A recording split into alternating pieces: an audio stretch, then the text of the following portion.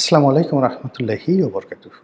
সম্মানিত দর্শক, আগামী ৪৮ ঘন্টা অর্থাৎ পরপর ২ দিন এবং ২ রাতে আমাদের দেশে এবং দেশের বাইরে সম্ভাব্য কী বিষয় ঘটতে পারে, যা কিনা আমাদের রাজনীতির যে কোর্স অফ অ্যাকশন, সেই কোর্স অফ অ্যাকশন পরিবর্তন করে দিতে পারে। সেই বিষয়গুলো নিয়ে একটি আলোচনা করার চেষ্টা করব। তার আগে দৃশ্যমান যে খবর, সেই খবরগুলো বলে নেই। প্রথমে ইসলামাবাদে যে আমেরিকা এবং ইরানের মধ্যে শান্তি আলোচনা চলছিল, সেটি ভেস্তে গেছে। আমেরিকার প্রতিনিধি দল আমেরিকা চলে গেছে, ইরানের প্রতিনিধি দল ইরানে চলে গেছে এবং তারা এখনো পর্যন্ত নেতিবাচক কোনো কথা বলেননি। যে কথাগুলো বলেছেন মার্জিত। ইরান বলেছেন যে আমেরিকা যে বিশ্বাস করব, সেই বিশ্বাসের কোনো হেতু ছিল না, কারণ ছিল না। তারা আলোচনার সময় তাদের কথাবার্তা, আচার আচরণ দ্বারা আমাদেরকে আশ্বস্ত করতে পারেননি যে তাদেরকে বিশ্বাস করা যায়।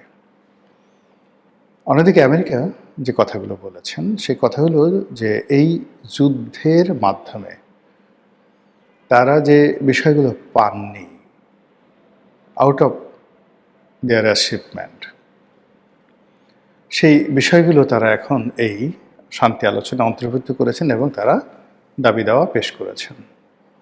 মানে যেমন তাদের টাকা ছেড়ে দিতে হবে, হরমুজ প্রণালীতে তাদের যাকে বলা হয় একছত্র আধিপত্য থাকবে, তারপর তাদের যে পরমাণু কর্মসূচি, এই পরমাণু কর্মসূচি তারা চালাবে এবং কোনো রকম বাধা বিঘ্ন ছাড়া। তার আন্তর্জাতিক পরমাণু শক্তি কমিশন যেটা আছে, তার যে সদস্য পদ হিসেবে তারা যে চুক্তিবদ্ধ ছিল, সেখান থেকে তারা বের হয়ে আসবে। এরকম আরও অনেক কথাবার্তা তারা বলছে, যেটা আমেরিকার আচরণে বোঝা যাচ্ছে। অন্যদিকে ইসরায়েলের অবস্থা খুবই গুরুতর। লাখ লাখ মানুষ যুদ্ধ বন্ধ করার জন্য রাস্তায় নেমে এসেছে। তারা ইরানের সাথে যুদ্ধ করতে চাচ্ছে না, তারা লেবাননের সঙ্গে যুদ্ধ করতে চাচ্ছে না। এবং এটা ইসরায়েলের জন্য এই প্রথমবার এই যে নেগোসিয়েশন, সেই নেগোসিয়েশনে রীতিমতো একটা অবমাননাকর পরিস্থিতি তৈরি করা হয়েছে। ইসলামাবাদে ইসরায়েলকে রাখা হয়নি। এর আগেরবার যখন যুদ্ধ হয়েছিল, তখন নেগোসিয়েশনের যে কথাবার্তা, সেটা হয়েছিল কায়রোতে। তো সেখানে সরাসরি ইসরায়েল না থাকলেও ইসরায়েলের উপস্থিতি বা অংশগ্রহণ মেনে নেওয়া হয়েছিল। এবার এটা মেনেই নেওয়া হয়নি। এটা বেঞ্জামিন নেতানিয়াহু এবং ইসরায়েলের জন্য খুবই অবমাননাকর। দ্বিতীয়ত হলো যে মিস্টার ডোনাল্ড ট্রাম্প এবং ইউরোপের যত শক্তি আছে, তারা এই যুদ্ধটিকে 2টা ভাগে বিভক্ত করে ফেলেছে। প্রথম যুদ্ধ হলো যে ইরান ভার্সেস আমেরিকার যে যুদ্ধ, এটা আমেরিকা এবং ইরানের মধ্যে একটি চুক্তি হবে এবং এটা স্বতন্ত্রভাবে করার জন্য ইসরায়েলের কোনো রকম এখানে অংশগ্রহণ নেই। অন্যদিকে ইসরায়েল লেবাননে যে যুদ্ধ করেছে বা আক্রমণ করেছে, সেই ব্যাপারে লেবাননের সাথে হিজবুল্লাহর সাথে বসে শান্তি চুক্তি করার ব্যাপারে আমেরিকা এবং ইউরোপের পক্ষ থেকে মারাত্মকভাবে চাপ তৈরি করা হয়েছে। অনেকটি ঘটনা কিন্তু এখানে ঘটে গেছে। সেটি হলো যে এই পুরো যুদ্ধের প্রায় 1.5 মাস, পুরো সময়টি মধ্যপ্রাচ্যের দেশসমূহ ইরানের বিরুদ্ধে কোনো অ্যাকশন বা রিঅ্যাকশন দেখায়নি। ডোনাল্ড ট্রাম্প এবং যাকে বলা হয় ইসরায়েল নেতানিয়াহু, তারা প্রাণান্ত চেষ্টা করেছিল আরব রাষ্ট্রগুলোকে জড়ানোর জন্য। এই জন্য তারা অনেকগুলো আত্মঘাতী হামলা চালিয়েছিল। সৌদি আরবের অনেকগুলো পেট্রোল পাম্প, মানে পেট্রোল পাম্প নয় ঠিক, অনেকগুলো যে পেট্রোলিয়াম যে তাদের সেক্টর রয়েছে, পেট্রোলিয়াম শোধনাগার, জ্বালানি শোধনাগার, সেখানে তারা হামলা চালিয়েছে। ইরান বলছে এগুলো আমরা চালাইনি, এগুলো আমেরিকা চালিয়েছে। তারপর কাতারে, এরপরে দুবাইতে, সংযুক্ত আরব আমিরাতে বহু আক্রমণ তারা করেছে। আমেরিকা এবং ইসরায়েল মূলত ইরানকে এই যুদ্ধে কোণঠাসা করার জন্য এবং আরব বিশ্বে একটা আরব জাতীয়তাবাদ গড়ে তোলার জন্য, কিন্তু সেটি হয়নি।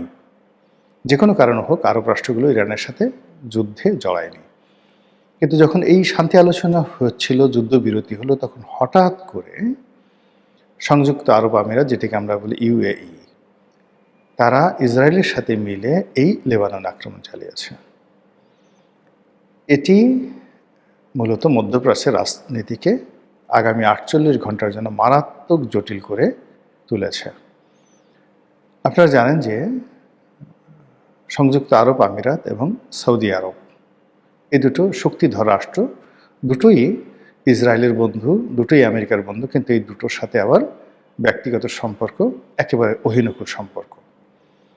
তো সেক্ষেত্রে এই যে লেবাননে সংযুক্ত আরব আমিরাতের যে আক্রমণ, এটি মধ্যপ্রাচ্যের রাজনীতির সমস্ত হিসাবকে আগামী 48 ঘন্টায় এলোমেলো করে দিয়েছে। এবার আমেরিকার ব্যাপারে আসি। আমেরিকার যে অভ্যন্তরীণ রাজনীতিতে 3 থেকে 4টি ঘটনার সামনে আসছে। যিনি এই মুহূর্তে ভাইস প্রেসিডেন্ট রয়েছেন, তাকে দায়িত্ব দিয়ে ডোনাল্ড ট্রাম্পকে দায়িত্ব থেকে চ্যুত করা বা তাকে বহিষ্কার করা, ইমপিচমেন্ট করা, এটা নিয়ে আমেরিকার যারা নীতি নির্ধারণী তারা কাজ করছেন।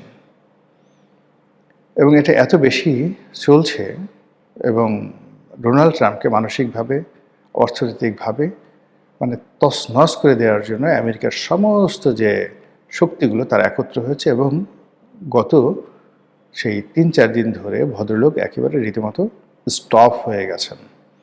তিনি কি আমেরিকার প্রেসিডেন্ট না আমেরিকার নাগরিক, তিনি কি বেঁচে আছেন না নেই, এটা বোঝা যাচ্ছে না। এবং তার স্ত্রীর যে বডি ল্যাঙ্গুয়েজ, মেলানিয়া ট্রাম্প, সেটা দেখে বোঝা যায় যে ওই পরিবারের উপরে স্মরণকালের সবচাইতে যাকে বলা হয় ফ্রাস্ট্রেশন, যেটাকে বলা হয় সেটি, বা ডিপ্রেশন, সেটি যাচ্ছে।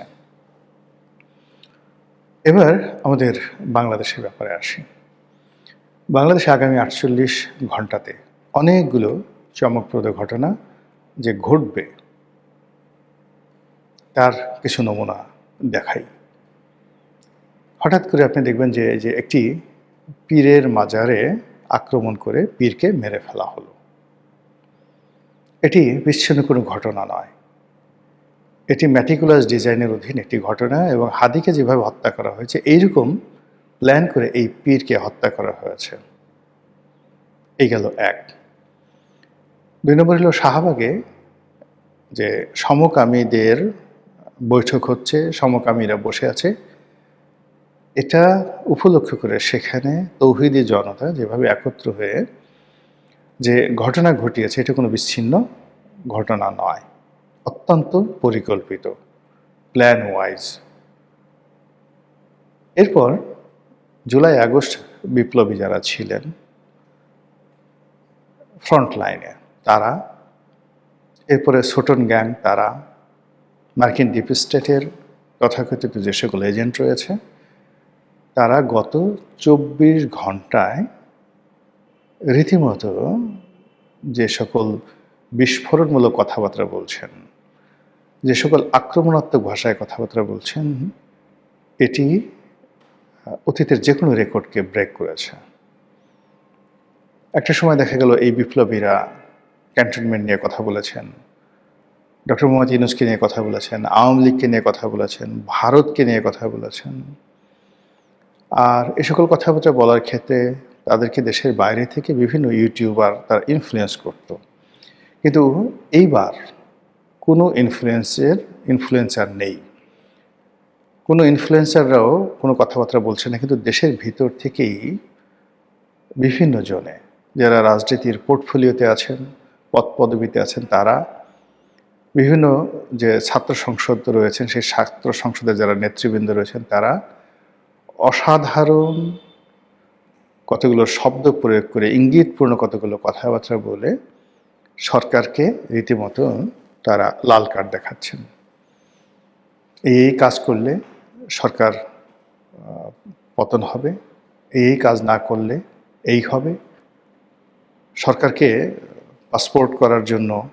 পাসপোর্টের মেয়াদ বৃদ্ধি করার জন্য নির্দেশ দেওয়া হয়েছে বিপ্লবীদের পক্ষ থেকে। আর ভারত থেকে যে হেলিকপ্টার আসবে না, সে কথা তাদেরকে স্মরণ করিয়ে দেওয়া হয়েছে।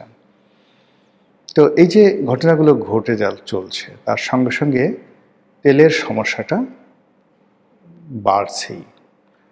সরকার প্রাণান্ত চেষ্টা করছে কথা দ্বারা, বার্তা দ্বারা, এবং এই সময়টিতে মানে সরকার এখানে যে স্যাক্রিফাইস করছে, তেলের দাম না বাড়িয়ে প্রতিদিন প্রায় ২,০০০ কোটি টাকা ভর্তুকি দিয়ে বাজার নিয়ন্ত্রণ করার যে চেষ্টা সরকার চালিয়ে যাচ্ছে, কিন্তু কাজ হচ্ছে না।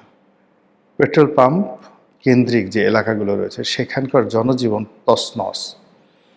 গাড়ি, মোটরসাইকেল শত শত, হাজার হাজার, কোথাও ২ কিলোমিটার, কোথাও ৪ কিলোমিটার, কোথাও ৫ কিলোমিটার, সেইগুলো তারা অপেক্ষা করছে। রাস্তাঘাট, অলি গলিতে গাড়ি শুধুমাত্র তেলের জন্য বসে আছে।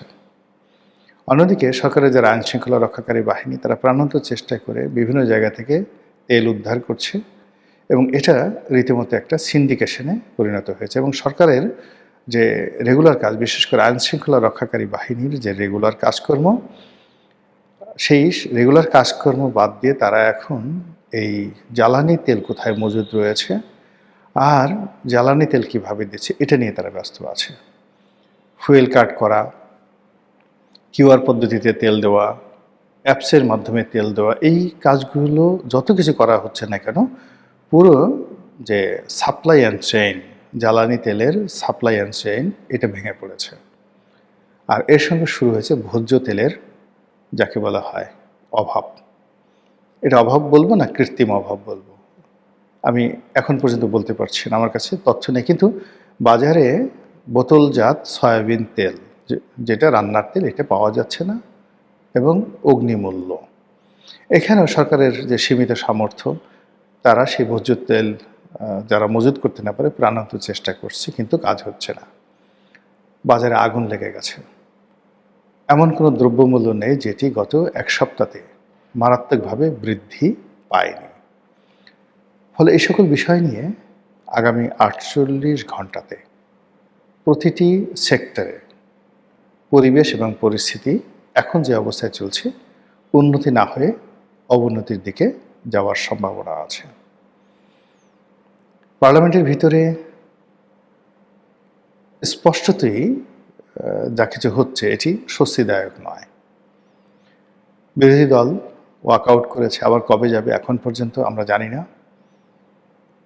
জামাতের সভাপতি তিনি সরকারি দল সম্পর্কে ভীষণ রকম আপত্তিকর কিছু কথাবার্তা বলেছেন, এবং সেই সকল কথাবার্তায় যে তাদের যে বিশ্বাস, আস্থা, সম্পর্ক সরকারি দলের সাথে তারা আশা করেছিল বা আমরা আশা করেছিলাম, সেই জায়গা থেকে তারা বিচ্যুত হয়েছে, এবং তাদের যে দাবি দাওয়াগুলো রয়েছে সেই দাবি দাওয়াগুলো তারা রাজপথ আদায় করবে। এবং এতে করে সরকার ভয় পেয়ে গেছে। সরকার ভয় পাওয়ার পরে দেখলাম যে আগে যেখানে মূলত যে সমস্যাগুলো হয়েছে জুলাই সনদ নিয়ে, সংস্কার কমিশন নিয়ে, তো সেই বিষয়গুলো নিয়ে সালাউদ্দিন সাহেব, যাকে বলা হয়, সবসময় কথাবার্তা বলতেন। কিন্তু এখন সালাউদ্দিন সাহেবের ব্যাপারে বিরোধী দল, দেশ, দলের ভিতরে, মানে সরকারি দলের ভিতরে, এমনকি যারা ক্ষমতা নিউক্লিয়ার, সেখানেও নানা রকম নেতিবাচক কথাবার্তা হচ্ছে। এর ফলে কি হলো যে তিনি অনেকটা পিছিয়ে পড়েছেন। এবং যে বিষয়গুলো নিয়ে তিনি আগে উপযাচক হয়ে কথা বলতেন, সেই বিষয়গুলো নিয়ে আইনমন্ত্রী কথা বলছেন। এবং তিনি বলার চেষ্টা করছেন যে যে সকল অধ্যাদেশ জারি হওয়ার কথা ছিল, সেইগুলো, যে সকল অধ্যাদেশ জারি হয়েছিল সেগুলো হুবহু পাশ করা হয়েছে। মাত্র দুটো বিষয়, সেগুলো অধিকতর একটু পরীক্ষা নিরীক্ষা করে সেগুলো পাশ করা হবে, নতুন করে বিল এনে পাশ করা হবে। আর জুলাই সনদ এবং সংস্কার, এগুলো বিরোধী দলের কথা মতো সব কিছু হয়ে যাচ্ছে বলে এরকম একটা আশ্বাস তিনি দিয়েছেন। কিন্তু বাস্তবতা হলো যে আইনমন্ত্রী এবং স্বরাষ্ট্রমন্ত্রী দুজনই বিরোধী দলের কাছে তাদের যে আস্থা আছে, যে বিশ্বাস আছে, সেটা তারা হারিয়ে ফেলেছেন। অন্যদিকে দলের মধ্যে থেকে তাদের কাজকর্ম করার জন্য যে নৈতিক সাহায্য এবং সহযোগিতা দরকার, সেটি নেই। দলের লোকজন স্পষ্টতভাবেই তাদেরকে এখন বুড়ো আঙুল দেখাচ্ছেন। এর ফলে আগামী ৪৮ ঘন্টায় আইনমন্ত্রী, স্বরাষ্ট্রমন্ত্রী সালাউদ্দিন সাহেব, এই দুইজন সম্পর্কে আপনারা নাটকীয় অনেক কিছু হয়তো দেখতে পাবেন। মহান আল্লাহ আমাদের সবাইকে হেদায়েত দান করুন এবং হেফাজত করুন। আসসালামু আলাইকুম ওয়া রাহমাতুল্লাহি ওয়া বারাকাতুহু।